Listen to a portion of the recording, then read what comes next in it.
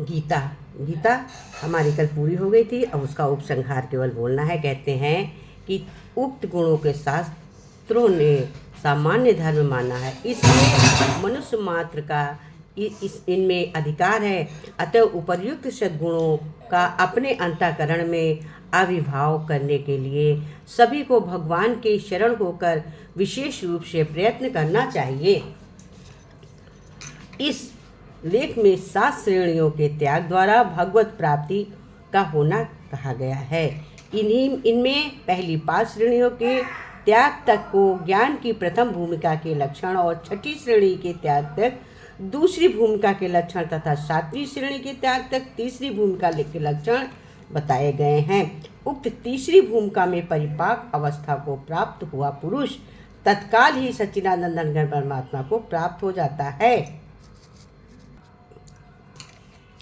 फिर उसका इस क्षणभंगुर नाशवान अनित्य संसार से कुछ भी संबंध नहीं रहता। अर्थात जैसे स्वप्न से जगे हुए पुरुष को स्वप्न के संसार से कुछ भी संबंध नहीं है रहता, वैसे ही अज्ञान से जगे हुए पुरुष भी माया की काल रूप अनित्य संसार से कुछ भी संबंध नहीं रहता।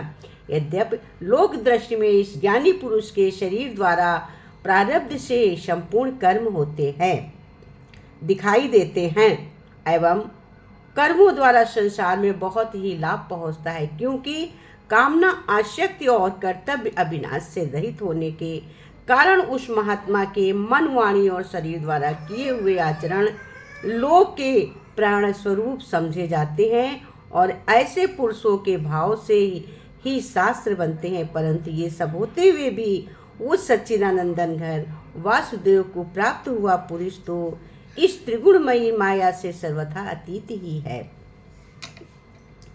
इसलिए वह न तो गुणों के कार्य रूप प्रकाश, प्रवृत्ति और निद्रा आदि के प्राप्त होने पर उनसे द्वेष करता है और न निवृत्त होने पर उनकी आकांक्षा ही करता है, क्योंकि सुख दुख, लाभ हानि, मान अपमान और निंदा स्तुति आदि में, मिट्टी पत्थर और सुदन आदि में सर्वत्र उसका स्वभाव हो जाता है, संभाव हो जाता इसलिए उसे महात्मा को ना तो किसी प्रिय वस्तु की प्राप्ति, अप्रिय की निवृत्ति पर हर्ष होता है, न किसी अप्रिय प्राप्ति प्रिय के वियोग में शोक होता है।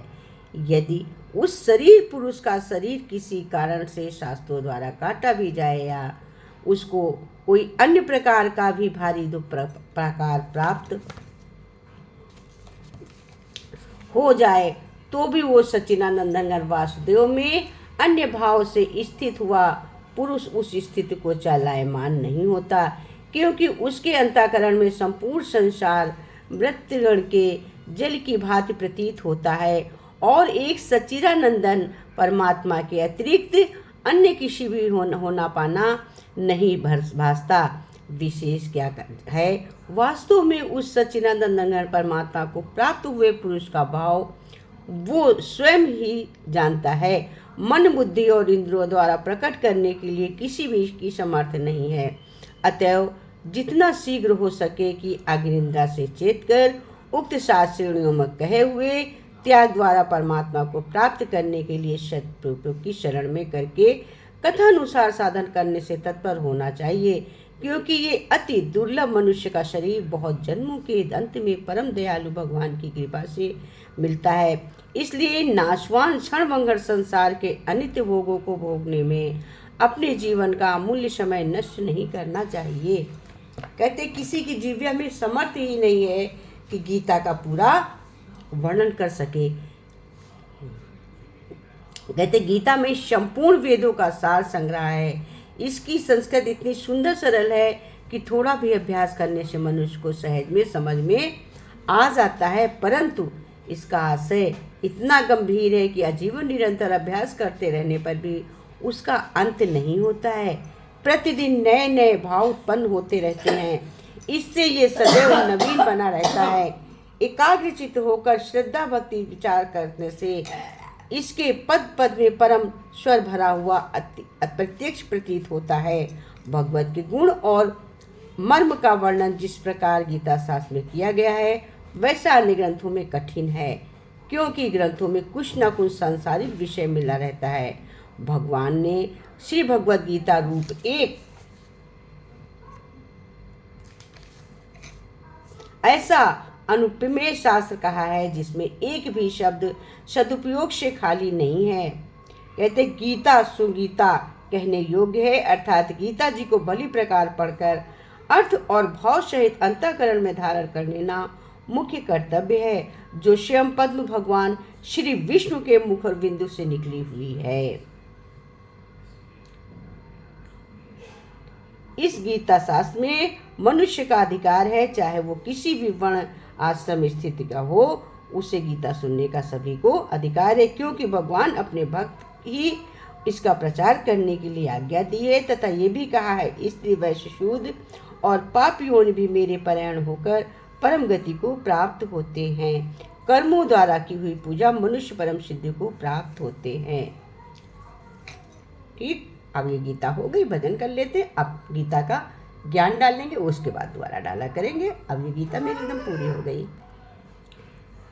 तुम करो गुरु संग प्रीत अमृत बरसेगा। तुम करो गुरु संग प्रीत अमृत बरसेगा, नित बरसेगा। तुम करो गुरु संग प्रीत अमृत बरसेगा, नित बरसेगा। दया धर्म से प्रीति कर लो, दया धर्म से प्रीति कर लो। भव सागर से पार उतर लो, दया धर्म से प्रीति कर लो। भव सागर से पार उतर लो, तेरा हो जाए बेड़ा पार अमृत बरसेगा। तेरा हो जाए बेड़ा पार अमृत बरसेगा। तुम करो गुरु से प्रीत अमृत बरसेगा। तुम करो गुरु से प्रीत अमृत बरसेगा। सत्य नाम का पहनो गहना, सत्य नाम का पहनो गहना। कड़वे बोल किसी से ना कहना, सत्य नाम का पहनो गहना। कड़वे बोल किसी से ना कहना, तेरा हो जाएगा उद्धार अमृत बरसेगा। तेरा हो जाएगा उद्धार अमृत बरसेगा। तुम करो गुरु से प्रीत अमृत बरसेगा। तुम करो प्रभु से प्रीत अमृत बरसेगा। ओम नाम का अमृत प्याला, ओम नाम का अमृत प्याला।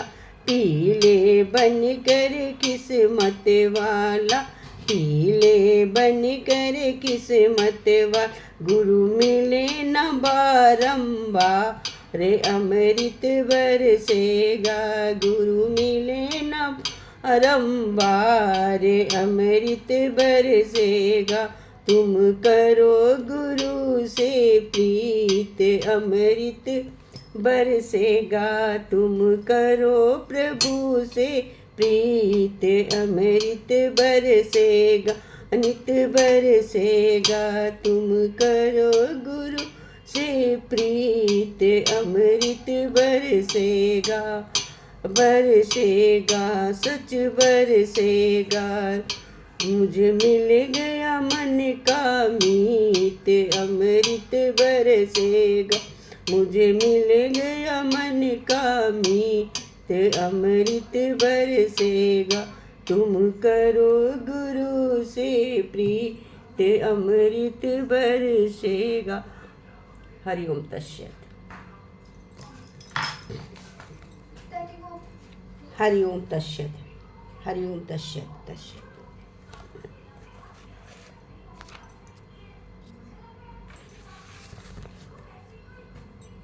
जय गीता भगवान। मेरी गीता पूरी हो गई है उपसंहार सहित। जय गीता भगवान।